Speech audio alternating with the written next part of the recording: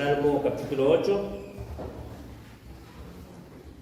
Y bueno, como dice el PowerPoint, el tema de este mes va a ser antropología. El mes pasado estuvimos con eclesiología, la doctrina de la iglesia, y en este mes de julio vamos a estar con antropología.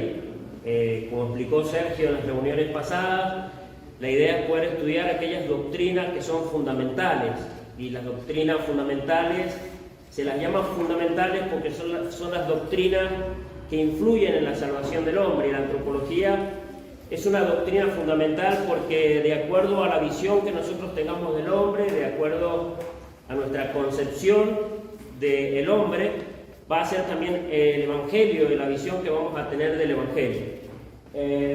Para estudiar este tema de antropología vamos a estudiarlo en 4 partes, son 4 martes.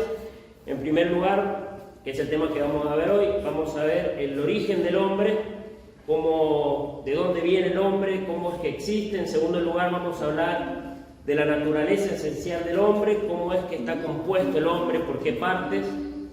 En tercer lugar, vamos a hablar del estado original del hombre, de cómo fue creado, de su moralidad, de si fue creado con libre albedrío. Y en cuarto lugar, vamos a hablar de la caída del hombre, el hombre en su condición actual y el alcance del pecado. Y antes de que nos metamos en el tema, leía, mientras estaba preparando esto, un dicho que dice: cuidado con la esterilidad de una vida ocupada. Y yo pensaba, la vida con frecuencia es ajetreada, ¿verdad? El trabajo, los quehaceres muchas veces no dejan que nosotros podamos parar un poco y pensar en las cosas importantes, las cosas fundamentales de la vida. El hombre ha perdido ese espíritu filosófico de preguntarse las cosas, de pensar en las cosas importantes de la vida. Y sin embargo, digamos que pensar en las cosas importantes de la vida, en las cosas significativas, es algo totalmente importante para que entendamos quiénes somos. Y cuando nosotros vamos a la Biblia, ahí en Salmo capítulo 8, nosotros sabemos, digamos, que el rey David era una persona muy ocupada. Sin embargo, ahí en Salmos 8, capítulo 4, versículo 3 dice: cuando veo tus cielos, obra de tus dedos, la luna y las estrellas que tú formaste, digo, ¿qué es el hombre para que tengas de él memoria, y el hijo del hombre para que lo visites? David era una persona muy ocupada, pero cuando él se detenía a mirar la creación de Dios, cuando él se detenía a poder contemplar la creación de Dios y pensar, él se daba cuenta de lo chiquito que era el hombre ante un Dios tan grande, ante una creación tan grande. Y esta pregunta, ¿qué es el hombre?, tiene mucho que ver con lo que nosotros vamos a estudiar este mes, que es la antropología. ¿Qué es el hombre? Y vamos a ver que el significado de la antropología viene de 2 vocablos griegos: antropos, que significa hombre, y logos o logía, que es conocimiento.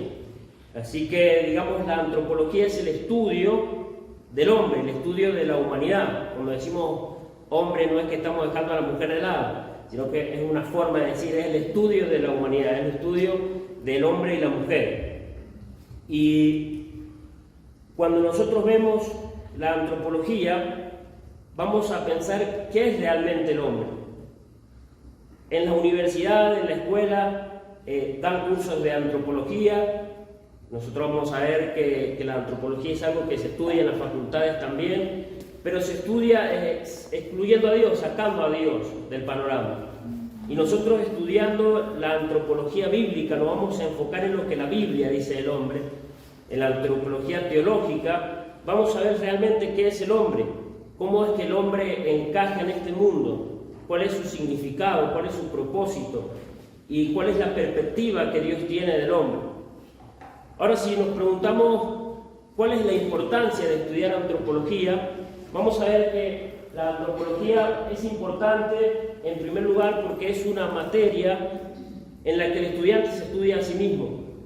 La antropología es una materia en la que nosotros vamos a preguntarnos quién soy, de dónde vengo, a dónde voy, cuál es el propósito de la existencia del hombre en la vida. Durante toda la historia, los filósofos, los grandes pensadores se han hecho esta pregunta. Ha sido el pensamiento, ser o no ser, ¿por qué existimos? Y la antropología vamos a ver que toca estos temas importantes. ¿Por qué estoy aquí? ¿Por qué puedo sentir? ¿Por qué puedo razonar? En segundo lugar, la antropología es importante porque el hombre, haber sido creado en el sexto día, por último, vamos a ver que es importante, le da un significado especial. Luis Berkhoff, un teólogo reformado, decía: el hombre está representado como la cúspide de todos los órdenes de la creación. Está coronado como rey de la creación y se le ha dado dominio sobre todas las criaturas inferiores.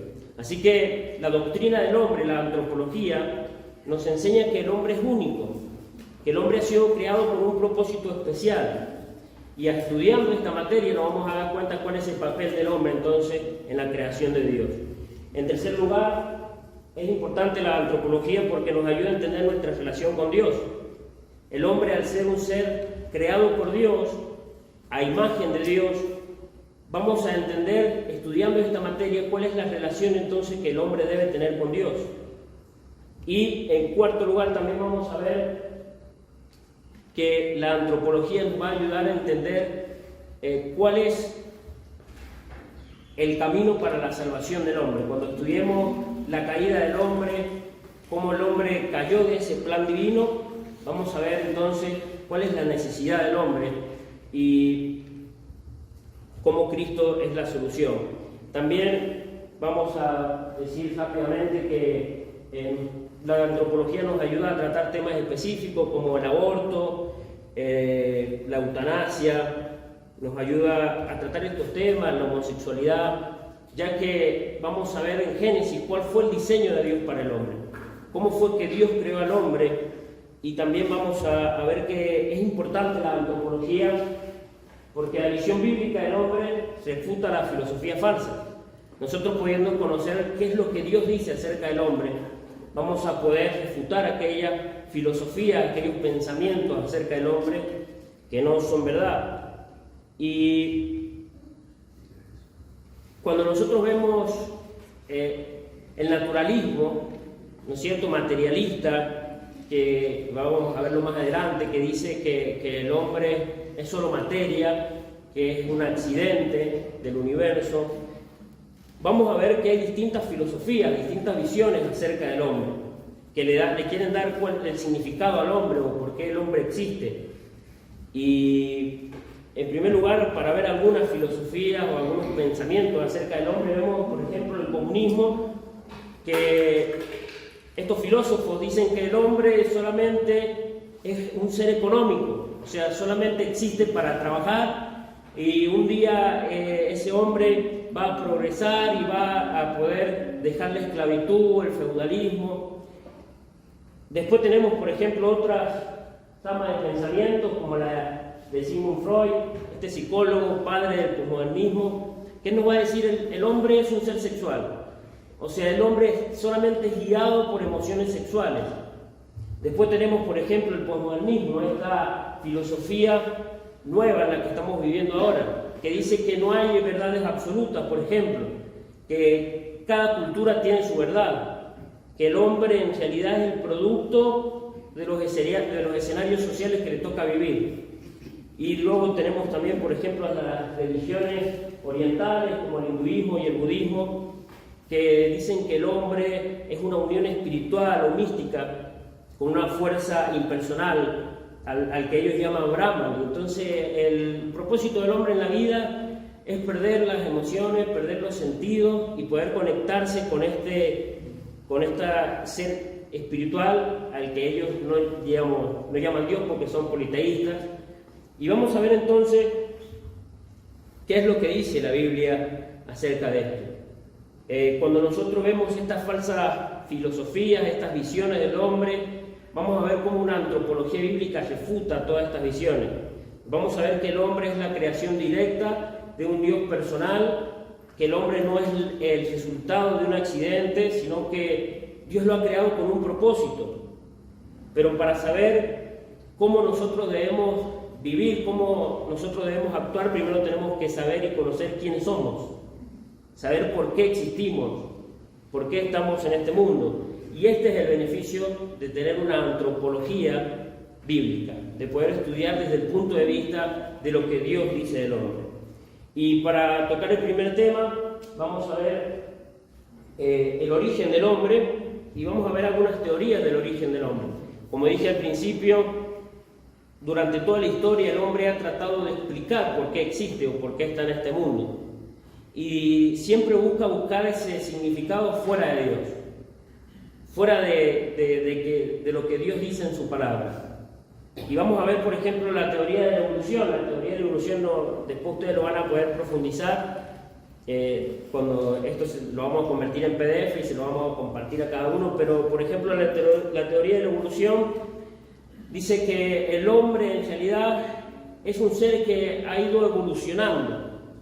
Y esa evolución, por medio de una selección natural, los más débiles han ido muriendo y el hombre por eso ha llegado a ser lo que es hoy.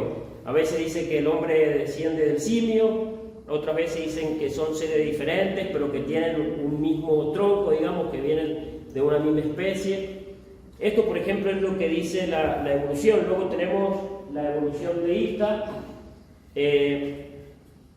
Cuando surge la teoría de la evolución, los teólogos católicos empezaron a verse amenazados por esta teoría, a ver que su teología y su creencia del origen del hombre podría verse, digamos, complicada por esta teoría. Entonces ellos dijeron, bueno, sí, quizás la evolución es verdad y creemos que la evolución es el método que Dios utilizó para crear al hombre. Entonces ellos dicen, el hombre, digamos, su cuerpo, tiene que ver con la evolución y Dios tiene que ver con la parte espiritual del hombre.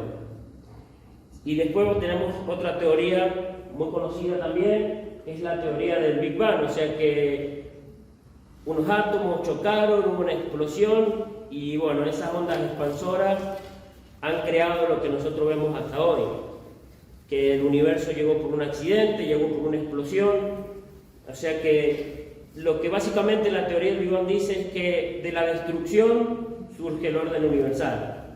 Algunas objeciones a esta teoría, vamos a ver que desde el punto de vista teológico, digamos, la Biblia es muy clara en que el hombre es el producto de un acto creativo y directo de Dios.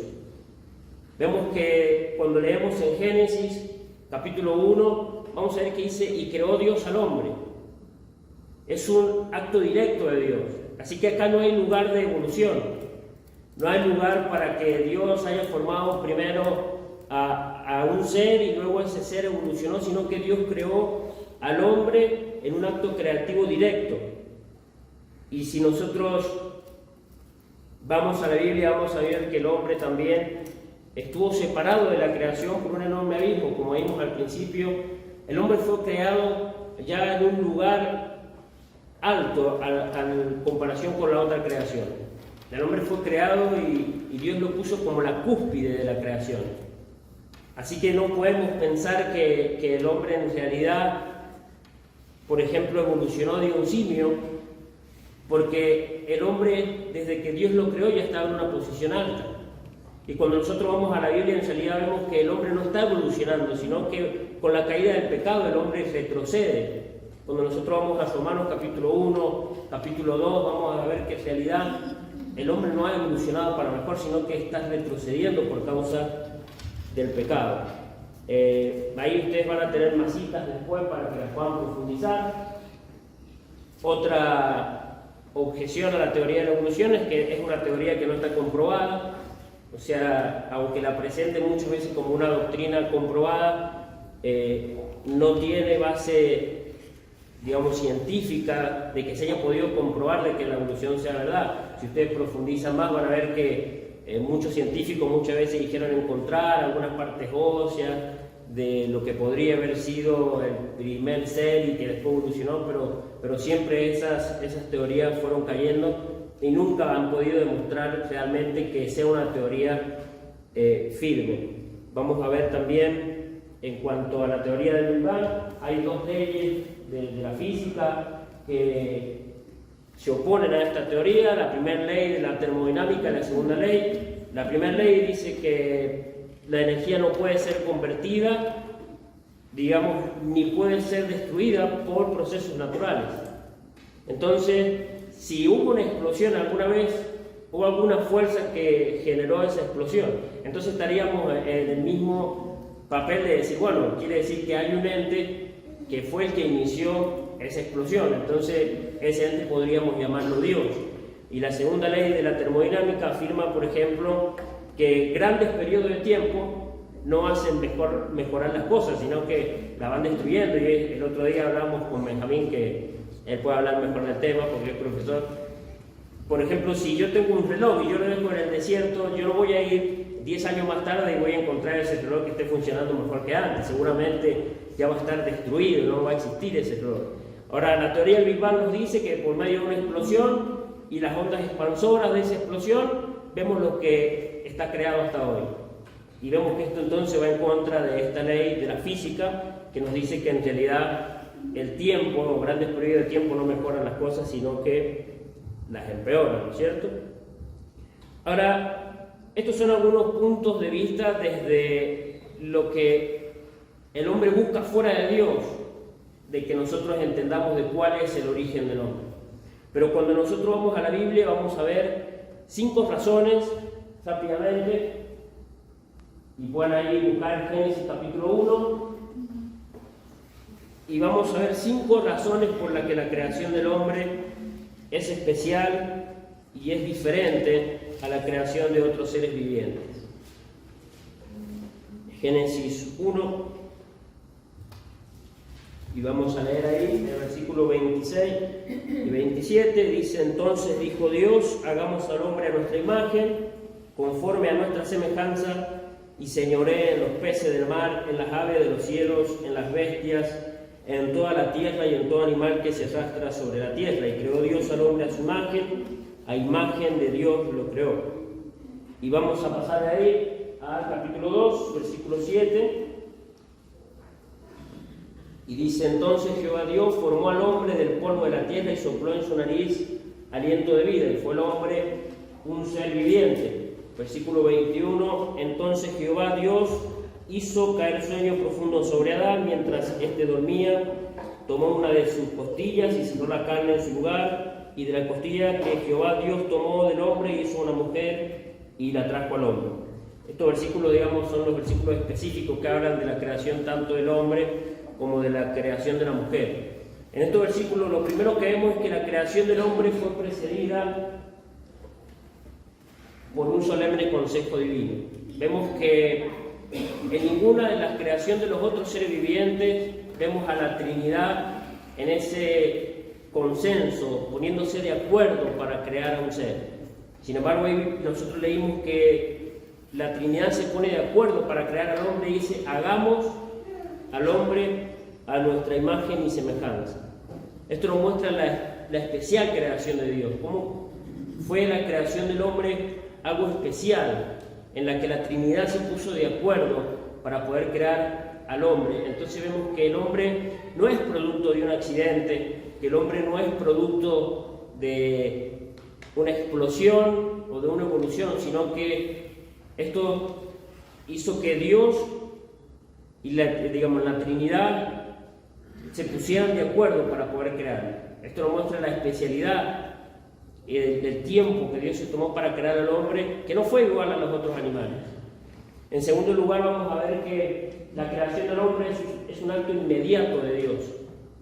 Nosotros podemos decir que en los otros relatos la creación del hombre es un acto inmediato. Cuando vemos, por ejemplo, en algunas expresiones: y dijo Dios, produzca la tierra hierba verde, hierba que dé semilla, árbol que dé fruto.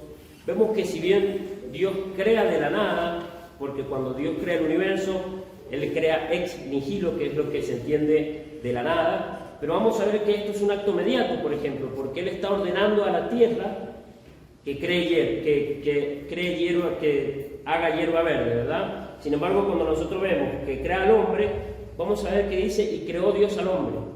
Fue un acto inmediato de Dios. Y si bien Dios usó materia ya preexistente, usó el polvo de la tierra, esto quedó excluido cuando Dios crea la parte inmaterial del hombre, que dice que Él sopla en su nariz aliento de vida. Vamos a ver que entonces es un acto inmediato de Dios. En tercer lugar, vemos que el hombre fue creado según un tipo divino. Cuando nosotros vemos la creación de los otros seres, vamos a ver que los peces, las aves, Dios las creó según una forma típica, ¿no es cierto? O sea, hay diferentes estilos de aves, pero todas son aves. Ahora, cuando Dios crea al hombre, vamos a ver que no hace uso de otro ser viviente que ya existiera para crearlo, sino que es según un tipo divino. Él dice, hagamos al hombre a nuestra imagen y semejanza. Cuando estudiamos cuál es la naturaleza esencial del hombre, vamos a ver qué significa esto de que el hombre es la imagen y semejanza de Dios. Y luego vamos a ver también que los elementos diferentes de la naturaleza humana se distinguen con toda claridad. Y eso lo vamos a profundizar cuando hablemos de cómo está formado el hombre, que está formado por una parte inmaterial, que es el espíritu del alma, y una parte material, que es lo que Dios tomó del polvo de la tierra para hacer al hombre. Vamos a ver que Dios formó una nueva sustancia, algo que no existía, y que Él lo formó solamente soplando en la nariz del hombre aliento de vida. Y por último vamos a ver que el hombre fue colocado desde el principio en una posición elevada, como hablamos en el principio y como decía este teólogo. Dios coronó al hombre como rey de la creación. Dios puso al hombre en lo más alto de la creación para que él dominara la creación baja, como lo llaman algunos teólogos, para que él tuviera el dominio sobre lo que Dios había creado y que esto pudiera darle la gloria a Dios. Sin embargo, cuando el hombre cae, en esa caída el hombre pierde el propósito por el cual Dios lo creó. Eso lo vamos a ver en el último tema cuando veamos cuál es el significado de la caída del hombre. Ahora, si nos ponemos a pensar cuál es la importancia entonces de tener una cosmovisión bíblica acerca del hombre, de la antropología, vamos a ver que es muy importante. Cuando nosotros vemos en la historia, allá por la década del 50, había un filósofo, un escritor, Albert Camus, un escritor francés, que él empezó a enseñar que la vida era un sinsentido. Hay un libro que él escribió que se llama El mito de Sísifo, que ustedes lo pueden leer. Es un libro peligroso porque él en ese libro dice: la vida del hombre es un sinsentido y la única pregunta seria que el hombre debería hacerse es el suicidio. Lo único que el hombre debería considerar es el suicidio. Y vemos el impacto que tuvo esto porque las ideas tienen consecuencias, las ideas no se quedan en un aula. Después, en la década del 60, surgió el movimiento hippie. Estos jóvenes de 19, 20 años que habían escuchado que la vida en realidad no tenía sentido y empezaron a hacer uso de drogas para no vivir en la realidad que ellos estaban entendiendo en ese momento. Con esto surgió en la década del 70 también la revolución sexual. Y vemos ahí todas las enfermedades de transmisión sexual que hubieron. Fue la primera vez también que se hizo legal el aborto. Vemos que las ideas fuera de lo que Dios dice acerca del hombre traen consecuencias profundas. Y las estamos viviendo nosotros hoy en día también. Por eso lo importante de que nosotros podamos tener esta cosmovisión bíblica. El suicidio solamente es algo que uno se puede preguntar cuando realmente no hay una respuesta a cuál es el propósito de la vida. Y allá afuera hay gente, hay jóvenes que necesitan escuchar realmente cuál es el propósito de ellos en este mundo. ¿Por qué están aquí? Hemos visto que la tasa de suicidio en este tiempo ha subido un montón, sobre todo en jóvenes, que se están matando porque no entienden cuál es el propósito de la vida, cuál es el valor de su vida, cuál es el significado. Vemos el aborto, porque vemos que el hombre en realidad no valora la vida de ese ser. Entonces, hermanos, realmente es importante que nosotros podamos tener esta cosmovisión y esta antropología bíblica, que podamos entender cuál es el origen del hombre y que no nos lo guardemos para nosotros, sino que realmente podamos compartirlos con aquellos que están buscando, que están haciéndose preguntas: ¿cuál es el sentido de la vida? ¿Cuál es mi propósito? San Agustín de Hipona decía: nos hiciste para ti y nuestro corazón estará inquieto hasta que descanse en ti. Realmente el hombre tiene un vacío grande y ese vacío no se va a llenar hasta que vuelva a su creador, ¿no es cierto? Esa es la importancia de entender la antropología y el origen del hombre. Dios ha creado al hombre con un propósito, con un significado, no es un accidente, y el hombre no va a encontrar una satisfacción a las respuestas importantes de la vida, quiénes somos, por qué estamos acá, hasta que realmente vuelva a su creador, quien lo hizo. Dios lo creó para que pueda estar satisfecho en él, y no va a estar satisfecho hasta que no vuelva a ese creador. Así que esto ha sido lo primero, el origen del hombre, realmente que podamos pensar y que podamos preguntarnos en qué me cambia a mí saber que en realidad no soy un accidente del universo, sino que Dios me creó con un propósito. En también poder pensar en aquellos que necesitan escuchar esto, en aquellos que necesitan saber que Dios los creó con un propósito, que tiene un plan, cuál es el diseño de Dios para la vida de cada uno de ellos. ¿Qué me hace pensar a mí cuando yo sé que la persona que tengo al lado es la imagen y semejanza de Dios? Todas estas preguntas nos van a hacer cambiar seguramente nuestra forma de ser con otros y nos van a hacer valorar también cuál es el significado de nuestra vida. Así que vamos a orar y ya vamos por terminar la reunión.